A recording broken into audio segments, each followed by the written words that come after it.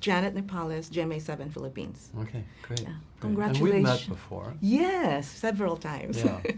Congratulations on this amazing third installment. Oh, thank you. And you know, What did you think? it's You've so seen the other ones, I know. yes, because we've and it's talked. very emotional for me this time. It Mhm. has a lot of heart. Yeah. And you talk about how you keep it fresh, exciting, and unpredictable. Well, we knew we were going into uncharted territory with our characters. And we knew that we were going to play out the consequences of what happened in the last film where they lost their eldest son. And there's so many people around the world, I think right now, that are dealing with loss, that are dealing with fear and uncertainty and all these things. And we just felt that it was really important to have these themes in the film and to just deal with humanity. I mean, obviously our characters are blue, they're not human, but we see ourselves in them, I think. Yeah. And that's why the Avatar movies, I think, work everywhere they go, because we try to deal with things that people are really having to deal with in their lives. You know, love, loss, relationships, the connection to community, right? The threat of war, all of these things. And so we see the Sullys, we see Jake and Neytiri and their children, you know, Kiri and Loak. We see them going through all these things. And so my bet here, the thing that I'm counting on is that it will connect to the heart of the audience.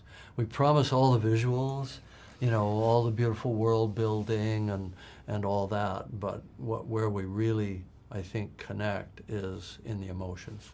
So and I'm glad you had an emotional Oh reaction. my God, it's the best for me. It's really connected to me emotionally, Good, and good, especially the scenes with the family and Yes. community. Right. What was the hardest scene for you to do, emotionally speaking? Well, I think you probably can think of a couple of scenes Yes. that were pretty emotional for Yes. us when we were making them, you know. And even when I was cutting in the editing room and I saw these incredible performances, you know, there are moments that still get me, right? And that's how I know the film is working. But there are also some fun scenes, like when Korich goes to Varong and she takes him into her place and they go on this whole journey together.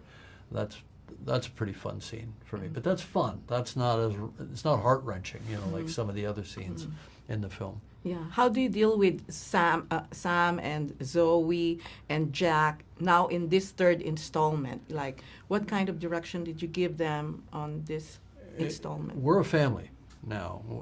The cast, Sam, Zoe, and Jack and Sigourney, everybody saw the film last night. And there were a lot of tears and a lot of hugs, because we feel like we really created something together.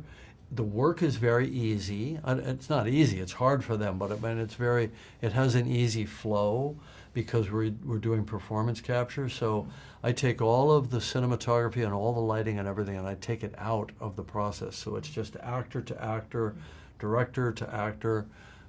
It's very, very immediate. It's like theater rehearsal, almost. And so it's a very creative process, and we really enjoy it. And I think everybody's looking forward to it. If we get to make another one or two or whatever, you know, we will. And the cinematography, I know you always make very good cinematography in your films, but this one also blew me away while you're in the water or out in the sky. Yeah. So what kind of collaboration did you do with your cinematographer? Did you let him do his own thing, or where you had some kind of direction? I always work very closely with the cinematographer, and no matter how we try to keep the cinematographer on, they can't really be there through 2 or 3 years of post-production. So then I have to carry those ideas, and I work with they call them the lighters, the people who light the individual shots when we're working in the CG realm. But I try to work, it was Russell Carpenter was the DP, and he and I go back to True Lies, even before Titanic. He won an Oscar on Titanic. So I trust Russ to, when we talk about it, to execute, to get the kind of lighting that I'm talking about. And then I have to keep those ideas alive myself through post-production, because he's off making other films, of course. And then you have 2 more coming up. Maybe, right? Well, no, think about it. I mean, the theatrical film market is depressed right now, unfortunately. People are choosing streaming over the theater-going experience. If people don't show up, we can't keep making films at this scale that are designed for the theater, you know, and then we'll have to adjust and I'll tell other stories. But hopefully, the thing I think it's important for people, if they're deciding to see this movie, this completes a story. This movie, it's a two-part story between The Way of Water and Fire and Ash, and this completes that story. Now, if we go on, I already know what those stories are, but they're different stories. Mhm.